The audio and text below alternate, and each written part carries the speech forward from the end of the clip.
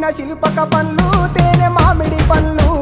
తీయంగా దిందామె తీరొక పండ్లు చిలక నేరేడు పండ్లు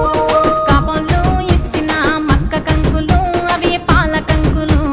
కాల్చుకొని తిందాము కందికాయలు పచ్చి పల్లికాయలు గుజారి గుజారి మామిళ్ళ కిందో నల్ల మామిళ్ళ కింద కుసుమరోళ్ళేసిన కుందన బొమ్మ అది కుందన బొమ్మ